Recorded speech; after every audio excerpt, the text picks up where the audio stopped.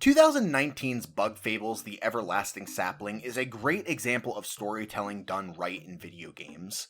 Strong writing, excellent character development, and emotionally impactful moments are just a few of the elements that define Bug Fables. This is a game that at moments leaves you breathless on the edge of your seat, while others have you grinning and laughing out loud. In truth, half the enjoyment in Bug Fables is watching the progression of not only the three main protagonists, Kabbu, Leif, and V, but the various other characters as well. It's because the themes tackled in this game are relatable, and the characters are so well defined. With so many twists and turns throughout its story, Bug Fables has no shortage of notable scenes, but unfortunately we don't have time to talk about them all today. Instead, today I will focus on what I consider to be the top 5 most memorable moments in Bug Fables.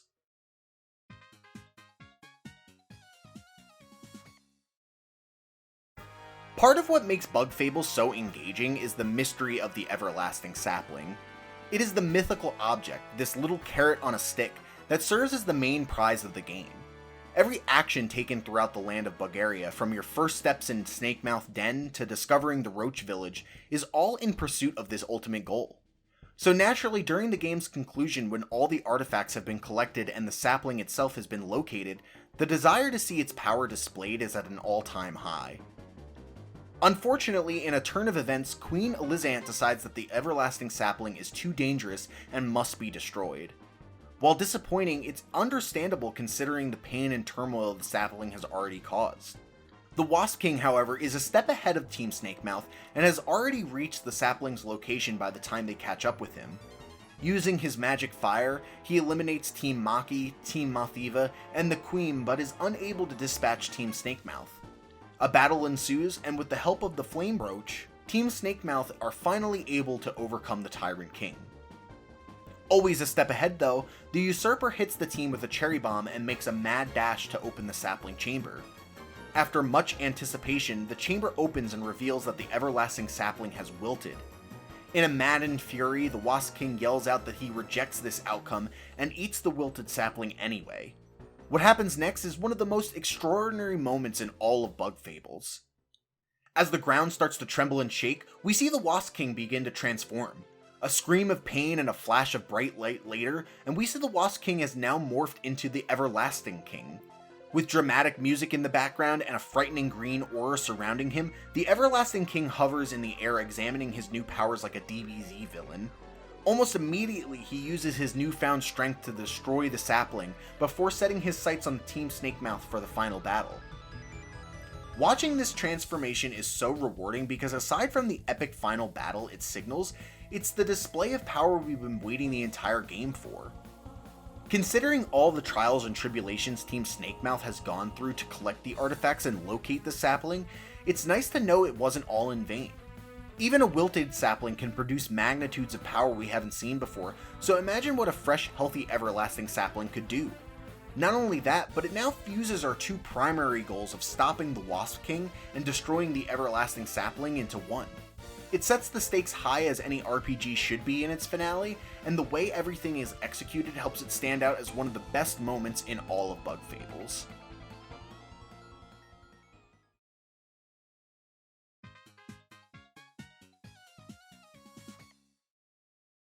By the time you reach the end of Chapter 4, Bug Fables has planted the seeds that something inevitable is going to happen with the Wasp Kingdom.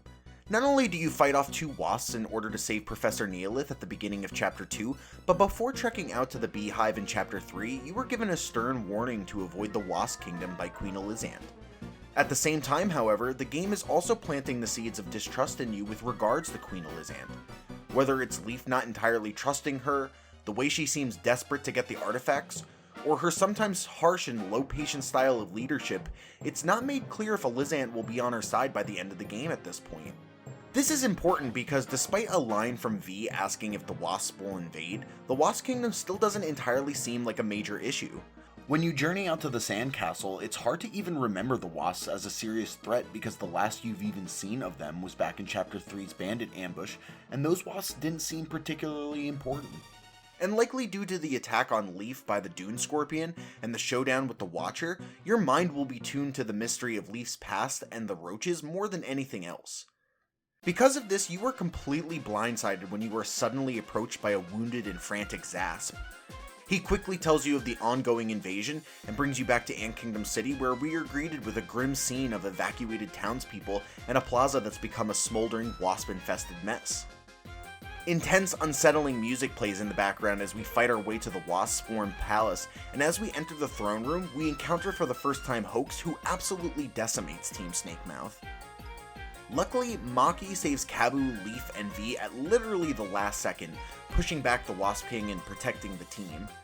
As Team Snakemouth, the Queen, and Team Maki regroup afterwards, the true enemy of the game comes into focus at last. While we still may not understand what it is that truly motivates Queen Elizant's feverish search of the sapling artifacts, we know that the Wasp King invaded and attacked our home. Ant Kingdom City was defiled, and the hard work we as Team Snakemouth have accomplished has been undone. Now we need to not only get back the stolen sapling artifact, but we must also get payback for the way the Wasp King dispatched us. This newly acquired motivation to complete our initial goal, combined with the shocking imagery of a crumbling Ant Kingdom City and the desperation and chaos it helps produce, helps this section of the game really stand out as the most shocking moment in all of Bug Fables.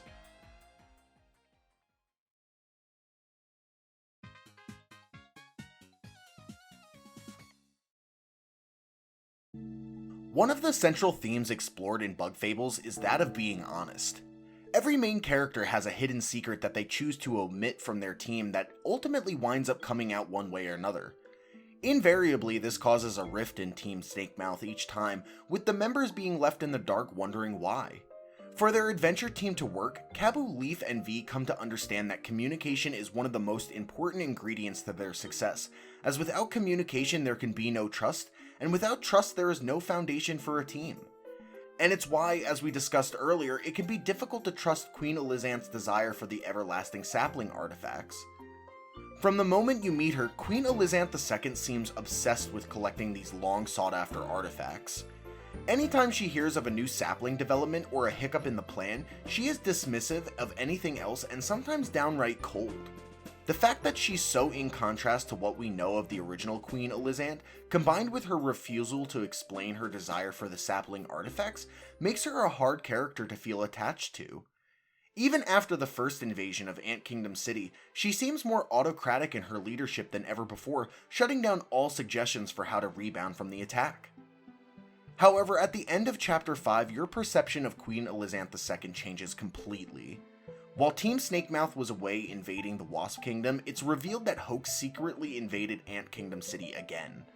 After swiftly taking out Team Maki and Zariant, the Wasp King eliminates a returning Team Snakemouth much like their first encounter. Now faced with the harsh reality that her subjects will be in danger if she doesn't hand over the artifact she searched so tirelessly to find, Elizant makes the selfless decision to submit to the Wasp King's demands. Battered, beaten, and broken, Queen Elizant takes off her mask, proclaiming herself unworthy of being a queen. She then comes clean to the room about her true intentions for acquiring the everlasting sapling, which is to bring her mother Queen Elizant I back to rule Bulgaria. This revelation is shocking, and it flips any preconceived notions you had towards the queen on your head. You now understand why it was so important for her to gather these special items, and you can see why her true intentions were so personal. That would be enough to make the queen a sympathetic character, but she follows this up by making the decision to accompany you to the Termite Kingdom personally, cementing her as an endearing character. It's the culmination of one of the best character arcs in the game, and a twist that's truly unforgettable.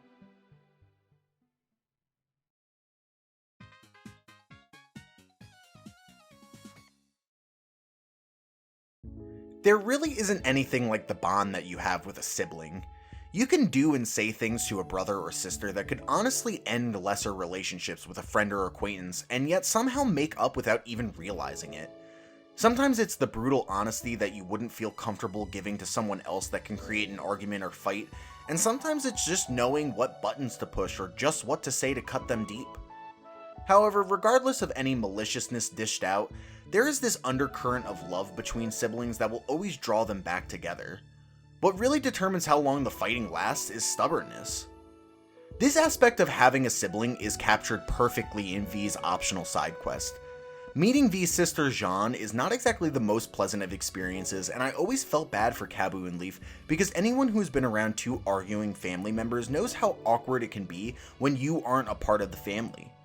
V wants to apologize and make things right with her sister after having talked with the rest of Team Snakemouth, but Jeanne is not ready to accept V's attempt at reconciliation.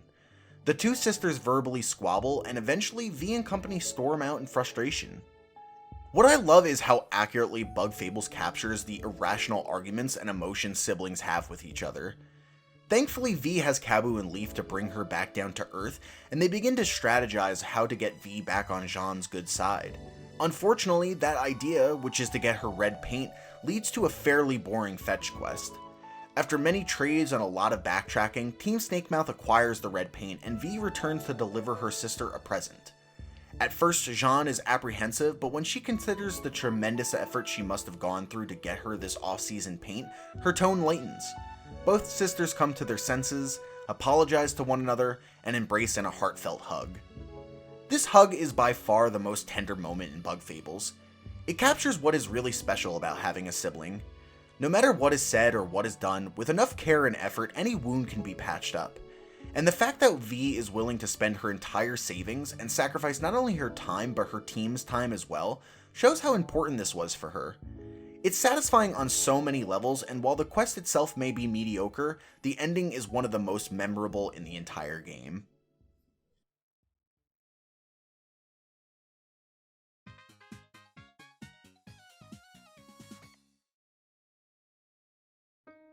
Kabbu is about as lovable and pure a character as they come. His chivalrous white knight attitude is endearing as he takes up the role of the even-keeled mature member of the trio. He's often looking out for the well-being of the other bugs he comes across and becomes easily distressed if his companions are in danger. He's brave, loyal, intelligent, compassionate, and really everything you'd want in a teammate or a friend.